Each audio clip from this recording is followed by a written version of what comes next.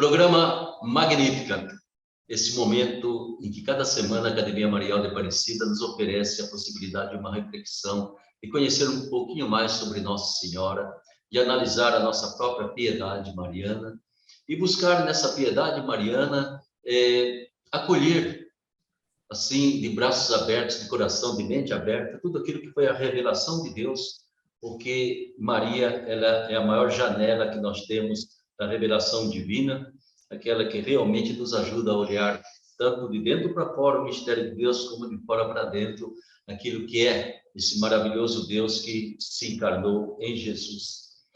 E a gente hoje quer conversar um pouquinho com vocês, bater um papo sobre a Imaculada Conceição de Maria, porque 8 de dezembro é a festa que em todo o Brasil é comemorada, em muitos lugares ela é a padroeira, e praticamente a Imaculada Conceição foi a primeira devoção mariana que chegou junto com aqueles que vieram ao Brasil, habitar e invadir o Brasil, aproveitar-se um pouco de nós, mas trouxeram consigo essa imagem da Imaculada Conceição. Mas o que é importante para conversar conosco para este Magnífica, eu tenho a alegria de receber mais uma vez meu querido amigo, irmão, Frei Jonas Nogueira da Costa, franciscano. Seja bem-vindo, Frei Jonas. Obrigado, Padre Ulisses. Paz e bem. É uma alegria muito grande estar conversando com o senhor, os nossos amigos, amigas que nos acompanham no Magnífica. Isso. Frei Jonas, é claro que ele tem assim, uma série de títulos acadêmicos, ele é doutor em teologia sistemática, pesquisa Mariologia, principalmente membro da Academia Marial de Aparecida, faz parte da nossa assessoria. É muito importante que ele está sempre ativo conosco, mesmo ele custando um pouquinho de sacrifício aí do seu horário, dos seus compromissos, né? Ele foi lá pela FAGE, né? Que você se tornou doutor em Teologia Sistemática, pela FAGE aí de Belo Horizonte, né? Faculdade Jesuíta de Filosofia e Teologia. É vice-presidente da nossa Associação Brasileira de Mariologia. Era o que eu estava conversando com o nosso arcebispo há poucos minutos, a nossa associação. Membro da nossa equipe de assessoria, é mesmo professor da pós-graduação em Mariologia, da Faculdade Uniana, junto com a nossa Academia Marial. Tudo isso faz o Frei Jonas alguém que é aqui da casa, quase como se ele morasse aqui na nossa Academia Marial. Vamos conversar então, querido Frei Jonas, sobre Imaculada Conceição de Maria. O que é que lhe vem à mente de imediato quando a gente canta, o povo canta Imaculada, Maria de Deus, né? Ou quando a gente reflete um pouquinho sobre essa primeira característica, essa primeira marca, identidade de Maria Santíssima. Quando nós falamos em Imaculada Conceição, esse é o modo dogmático que a Igreja encontrou de dizer uma verdade que sempre esteve no coração do povo de Deus, do coração do povo cristão, que é dizer que Maria é radicalmente santa. A palavra radical ela é um pouquinho complicada, né, no nosso vocabulário, ela se presta a dois sentidos. Verdade, Mas aqui, radical, falar que Maria é radicalmente santa, é dizer que a santidade de Deus, ela desce, né? Ela alcança até as profundezas de Maria, todo o ser de Maria. E um modo de dizer dessa radicalidade é dizer que Maria foi concebida sem pecado original. Então, dizer que Maria foi concebida sem pecado original é dizer que todo ser da Mãe de Deus jamais foi contaminado pelo pecado, pela idolatria, pelo maligno. Radicalmente santa, como os ortodoxos gostam de falar, né? A toda santa. Então, é uma maneira de dizer do mistério da santidade de Maria. Então, para nós redentoristas, a gente tem um lema muito bonito, né? Copiosa Deum Redemptio. Junto dele, a redenção é copiosa. E eu costumo dizer, e a criatura que mais esteve aberta a essa copiosa redenção se chama Maria, né? Ela estava, assim, totalmente escancarada para que Deus pudesse, a gente disse, redimi-la antes mesmo do nascimento, antes da sua concepção, ela já estava no coração de Deus e já era integralmente de Deus. eu creio que é tão importante, e aí então nos ajuda a compreender, não é, Frei, esse dogma da Imaculada Conceição, que de vez em quando ainda tem católico que confunde com virgindade de Nossa Senhora, né? É algo muito maior, eu creio, do que virgindade.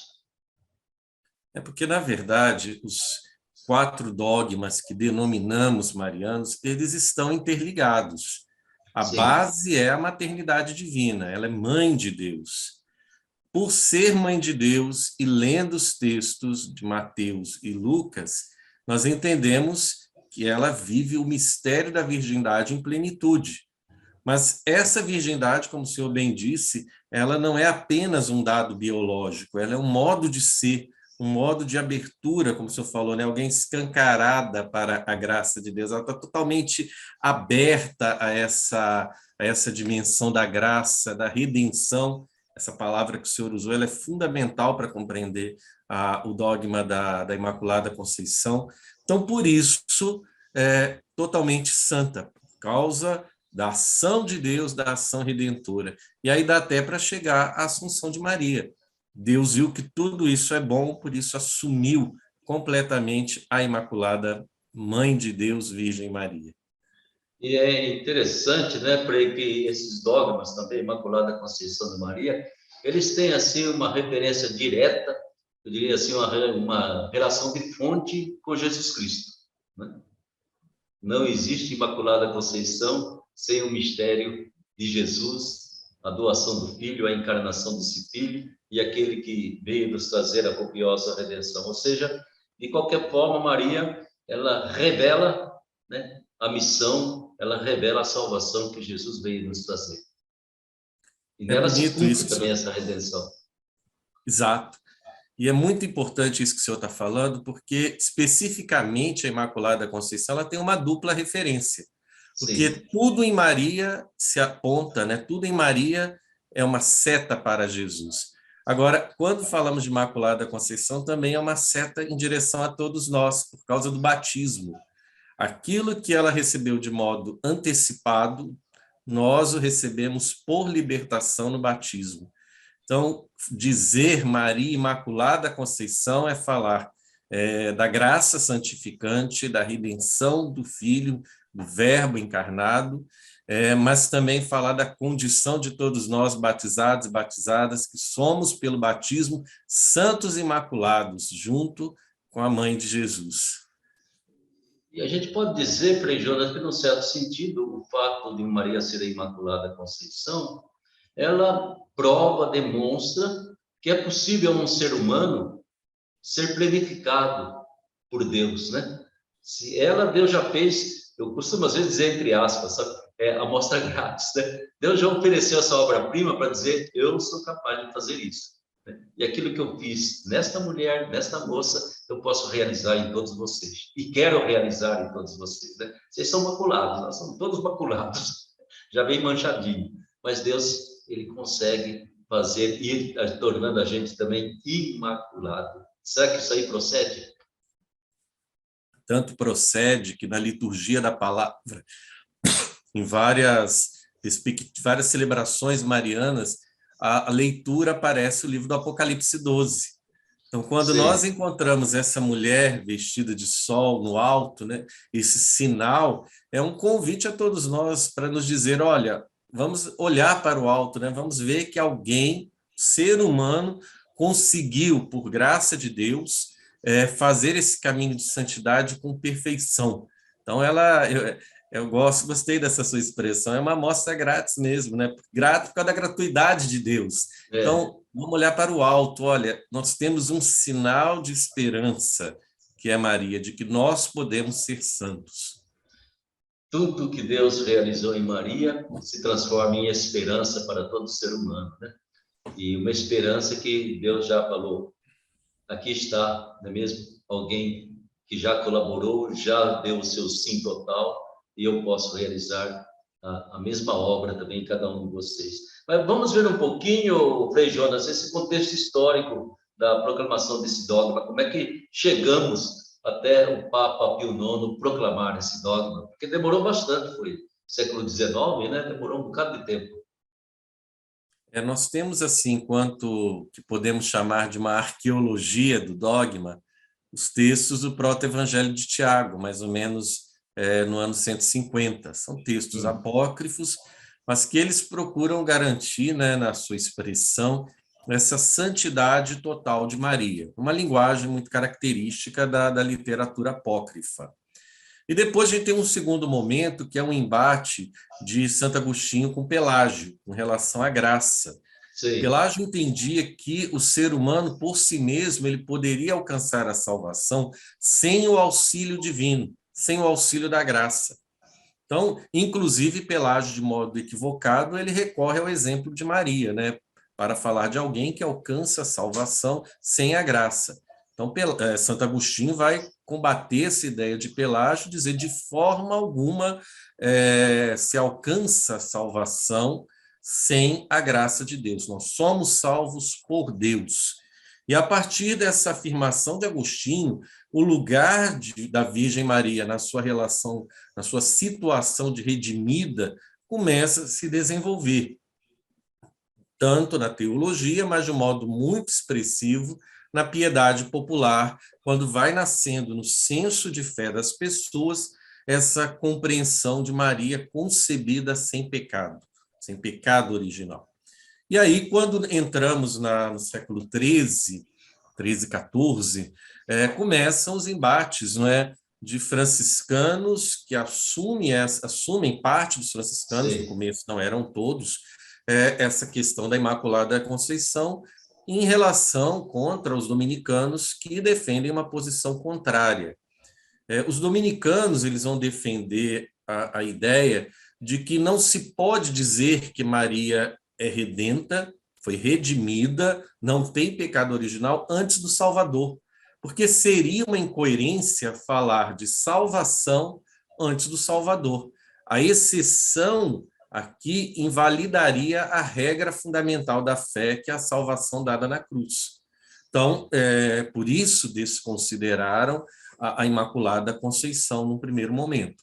Só que aí vem a figura importante, né, de João Dons Escotos, frade menor franciscano, que vai dizer o seguinte: olha, a Imaculada Conceição, ela não é uma exceção da regra, ela é a confirmação da regra, porque aquilo que nós recebemos por libertação depois da cruz, ela o recebe de modo preventivo antes da cruz, para confirmar justamente o poder da cruz. Ele faz uma volta no tempo, ele vai falar, Sei. olha, aquilo que acontece conosco aconteceu de modo antecipado para provar a redenção, né? Para dizer que a redenção dada por Jesus Cristo, ela é indiscutivelmente universal, alcança todas as pessoas. É muito interessante eu dizer para você, João dos Escotos. Eu assisti um filme que ele está discutindo exatamente sobre o dogma da Imaculada, argumentando, muito interessante, né? E aquelas disputas teológicas que durante a Idade Média foram muito fortes, né? E de vez em quando o pessoal saía no braço mesmo para tentar convencer o outro da sua verdade, de tal modo que a gente não está vivendo, assim, nos tempos de hoje, certos problemas de polarização não são assim tão modernos, né? Já existiram na história. Mas é impressionante como a percepção da figura de Maria, e creio que aí entra realmente a necessidade de uma evangelização, né? Perceber Maria dentro da obra da redenção, né? E uma obra da redenção que, com a física moderna, tudo não tem passado, presente e futuro, ela está acontecendo, né? Ela é hoje, o aqui ou agora da obra da redenção, de tal modo que antes mesmo de nascer Jesus, antes mesmo dele morrer na cruz, a obra da redenção já estava acontecendo. Acho que desde a criação ela vem acontecendo até o final dos tempos, né? E é muito importante. Agora, quando esse dogma é proclamado pelo Pio IX, né? 1894. 54. Isso. Isso foi pela Igreja Católica. Até onde esse dogma foi aceito ou já era vivenciado por outras denominações cristãs? Foram todos que aceitaram? Somos só nós católicos? Como que é esse panorama desse dogma da Imaculada Conceição? Primeiro, como realmente uma convicção que estava já no coração do povo, e depois como uma declaração oficial da igreja. Primeiro vamos tomar a questão da reforma. Aliás, vamos começar pela ortodoxia, Sim. né? E quando nós olhamos os nossos irmãos ortodoxos sobre relação ao tema da Imaculada Conceição, eles pensam diferente. Eles Sim. acreditam que Maria nasceu com o pecado original. Sim. Por causa da sua relação intrínseca com a humanidade. Ela não poderia, de forma alguma, fugir em qualquer aspecto do comum da humanidade, justamente por causa que a salvação nos é dada por um ser humano. Deus quis utilizar da humanidade, nos dar um filho humano, e isso isso é muito forte para eles. Mas o que nós podemos dizer, e isso aplica também ao protestantismo, é a questão de literatura. Por que literatura? Eles desenvolveram essa afirmação, que a base é a santidade radical de Maria, em outros aspectos, em outros argumentos, que não toma a questão do pecado original. Então, nós podemos dizer que, na essência da afirmação da Imaculada Conceição, católicos romanos e católicos ortodoxos, eles afirmam o núcleo da Imaculada Conceição, que é a santidade radical de Maria. Quando nós olhamos os nossos irmãos protestantes, a reforma ela entende que, por causa do princípio absoluto da Escritura, olhando esse princípio, vai dizer que não. A Imaculada Conceição não está escrita tal e qual nós professamos nas Sagradas Escrituras. Então, por que não está escrita dessa forma, ela não deve ser incluída no conjunto das afirmações fundamentais da fé. Então, é claro, e entram com isso outros argumentos, que servem tanto na relação católicos ortodoxos e protestantes. Por exemplo, a questão de ser um dogma não proclamado em concílio. Então, isso também gera um impasse na aceitação desse dogma. Uhum. No entanto, eu fico pensando, sabe, Frei Jonas, que se nós fizermos com que Maria nascesse também com a marca do pecado original, né, nós quase que iríamos dizer que Jesus nasceu também com a marca do pecado original. Mas se é esse Jesus que veio nos libertar de tudo isso, veio do Pai totalmente mistério do Verbo eterno em Deus, né? Não pode nem falar em pecado original. Então, Santo Afonso diz assim, então era muito importante que quem o gerou já não tivesse esse pecado. Então, a Imaculada Conceição está em vista do nascimento do próprio Jesus, Verbo eterno encarnado, né? Que absolutamente você não pode atribuir que haja qualquer resquício de pecado, de qualquer coisa nele, né? Santo Afonso diz, mas se ele é o santo dos santos, o Verbo divino, e tinha que ter uma mãe para gerar, essa mãe tinha que também já estar pronta para isso, para, digamos assim, não passar o DNA manchado dela para o filho. Eu acho interessante a reflexão, porque Santo Afonso também defendeu a Imaculada Conceição, assim, até o fim, né? E toda essa, digamos assim, essa dimensão importante que tem a Imaculada Conceição. Acho que a gente pode ainda conversar um pouquinho exatamente sobre essa dimensão evangelizadora, essa dimensão, que eu diria assim, antropológica, pastoral e eclesial do dogma da Imaculada Conceição, que vamos celebrar mais uma vez, agora estamos celebrando no dia 8 de dezembro.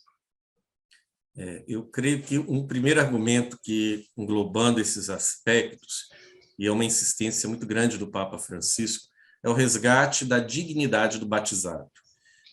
Diante de tantas situações de clericalismo dentro da igreja, clericalismo tanto de padre quanto de leigos, mas olhar a Imaculada Conceição é olhar o sinal mais claro, mais evidente da graça do batismo.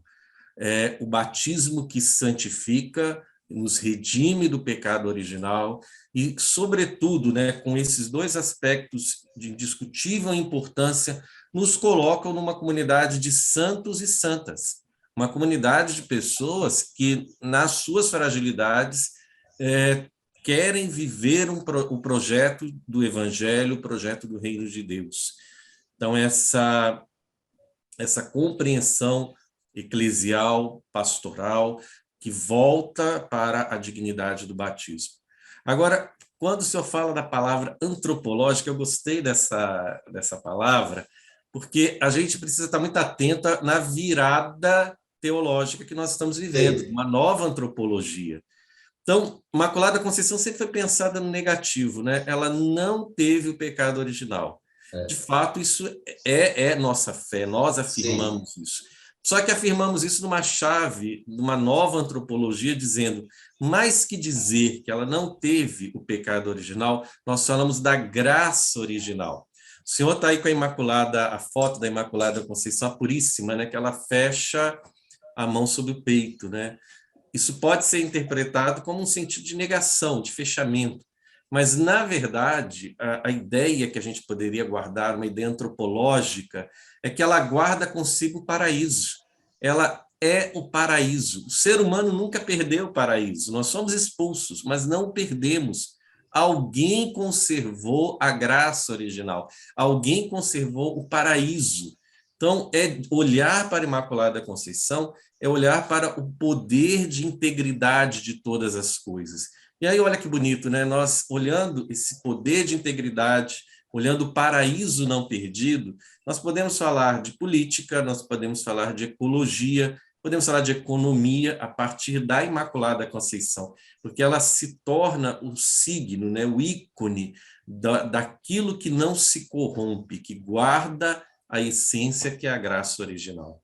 Então, falar hoje de Imaculada Conceição é abrir várias janelas, né, de discussão teológica. Pois é, eu gosto muito, entendo, de colocar Maria Imaculada Conceição como um desafio, né, à nossa integridade como seres humanos, né, o ser todo, né, não ter lascas, porque no fundo o negativo é o pecado original e não a Imaculada Conceição, ela é o normal, o natural, né, o negativo exatamente é essas falhas no nosso DNA espiritual que faz a gente já vir com determinadas tendências que não são assim. Então, eu acho que muitas vezes a integridade do ser humano, em todas as dimensões de integridade, né? Física, intelectual, espiritual, moral, né? Ética, essa integridade vai nos tornando imaculados, né? É o verbo tornar-se imaculado, né?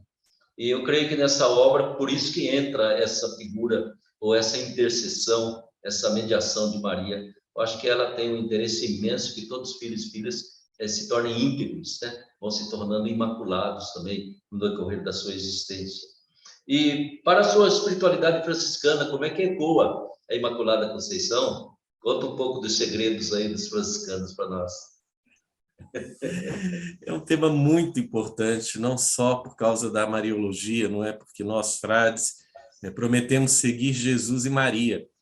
Mas, Sim, além dessa promessa que fazemos, que é vinculada a toda a fé cristã, é claro, mas a Imaculada Conceição ela fala de um tema muito caro para nós franciscanos, que é a gratuidade de Deus, que é o princípio da iniciativa divina. São Francisco ele insistia muito nos seus escritos que toda a bondade procede de Deus, né? Que nós somos radicalmente pobres e porque Deus é bom e essa bondade é gratuita, nós recebemos essa bondade e retribuímos essa bondade no amor, na gentileza, na alegria. Então, Maria, para nós, nessa vertente da Imaculada Conceição, ela guarda essa afirmação fundamental na nossa espiritualidade. Além da questão mariana, que nós temos na vida franciscana, guarda para nós esse princípio da iniciativa divina. É Deus quem santifica, é Deus que se volta até nós, é Deus que é rico em misericórdia e nós, na nossa pobreza, uma palavrinha muito nossa, né? Na nossa minoridade, ser menores, nós acolhemos essa graça, nós acolhemos a iniciativa divina como pobres. A Imaculada Conceição ela guarda isso. Por que Imaculada, né? A iniciativa de Deus em Maria, mulher pobre, pobre em bens materiais, sem nenhuma idolatria, sem nenhum orgulho, inclusive, não é sem mérito. que é toda a iniciativa de Deus. Isso é tão importante, né? Porque Maria é a primeira e a maior de todas as pequeninas de Deus, né? Que Jesus falava, os pequeninos entendem isso. Os pequeninos são capazes de acolher tudo isso que vem de Deus, mas quem está cheio de si não abre espaço para que aconteça essa presença, esse amor de Deus aí para nós. Eu creio que a gente vai celebrar neste ano a Imaculada Conceição.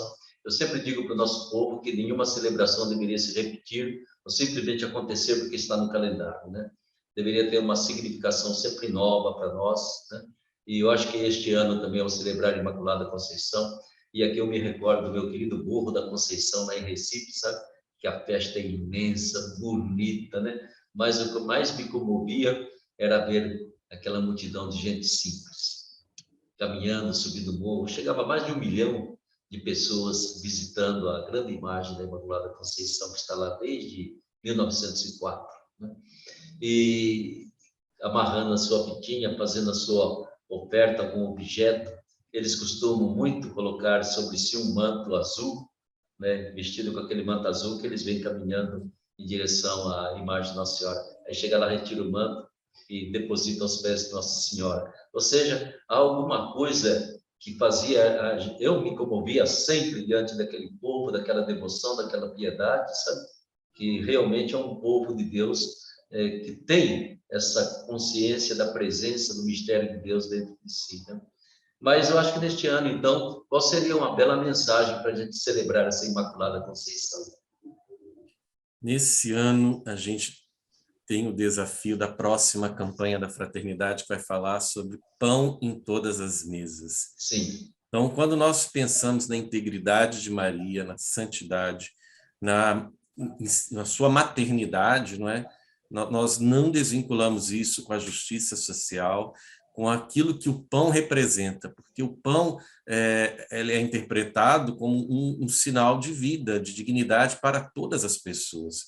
A Imaculada Conceição também é um apelo daquilo que acontece no mais profundo do ser humano, nela, em todos nós. O apelo da santidade se traduz em gestos concretos de justiça, de políticas públicas, de amor às pessoas, sobretudo os mais queridos por Deus, que são os pobres. Exatamente. Frei, mais uma vez, muito obrigado pela sua participação, por essa partilha, né, desse amor que nós temos por Maria Santíssima e que brota, assim, de toda uma tradição franciscana, brota para nós de uma tradição alfonsiana, de Santo Afonso Maria, né, e que é tão importante para a vida da gente, para a esperança que a gente tenta passar para todo o nosso povo, né? E a gente contempla a Imaculada Conceição na certeza de que Deus não se cansa de se propor ao ser humano. E principalmente eu tenho insistido muito neste ano que a gente volte novamente a fazer da grande tempo do Advento e do Natal, da Imaculada Conceição, um tempo de reconciliação. Tantas famílias divididas politicamente, divididas por isso e por aquilo, reconciliação, entende? Porque senão a gente não consegue ter integridade, a gente vai continuar vivendo em frangalhos, né? Sempre fragmentado, para lá e para cá. E a gente pede a Imaculada Conceição que nos abençoe o nosso povo, o nosso país, e nos ajude a encarar um novo ano, assim, com muita esperança, mas com muita disponibilidade para colaborar, né? E para se reconciliar. Muito obrigado, um abraço para você, viu? Feliz festa dessa Imaculada Conceição e feliz festa de Santo Natal para você e para toda a sua comunidade. Obrigado, Padre Ulisses, ao senhor, a toda a equipe da Academia Marial, do Santuário. Paz e bem a todos.